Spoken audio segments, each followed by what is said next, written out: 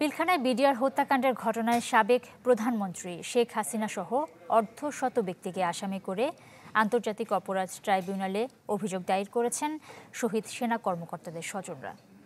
এদিকে পিলখানা হত্যাকাণ্ডের প্রকৃত কারণ উদ্ঘাটনে জাতীয় স্বাধীন কমিশন গঠন করেছে সরকার। 2 ডিসেম্বর সকালে বিচারপতি ফারাহ মাহবুবের নেতৃত্বাধীন হাইকোর্ট বেঞ্চকে এই তথ্য জানায় রাষ্ট্রপক্ষ।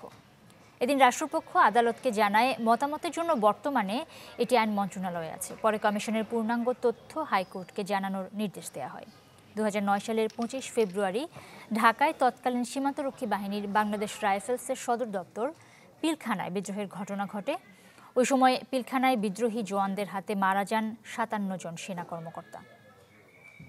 আমাকে অফিসার বলেছিল, বাবা তুমি তোমার বাবা মার লাশ দেখো না, তুমি নিতে পারবে না বাবা। আমরা আইন পড়েছি একমাত্র একটা কারণেই, যে আমাদের বাবার বিচার আমরা চাই। বিডিআর এর সদস্য বা বিডিআর এর অফিসারের মধ্যে কোনো কনফ্লিক্ট না যে এটা অন্য কোনো আইনে বিচার হবে। 58 জনের বিরুদ্ধে আমরা অভিযোগ দাখিল করেছি, তৎকালীন প্রধানমন্ত্রী শেখ হাসিনা সহ, এবং আমাদের অভিযোগ খুবই সুস্পষ্ট যে আমাদের বিশেষত প্রাইভেট বিশ্ববিদ্যালয় শিক্ষার্থীদের উপর টার্গেট কিলিং করে হত্যা করা হচ্ছে। আমরা খুবই কনসার্ন যে আসলে আমাদের নিরাপত্তার বিষয়টা কি রাষ্ট্র নিশ্চিত করতে পারছে কি পারছে না। বছর শেষের খুশি নগদে হবে বেশি। নগদ পেমেন্টে নির্দিষ্ট ক্যাটাগরির কেনাকাটায় 300 টাকা পর্যন্ত ক্যাশব্যাক।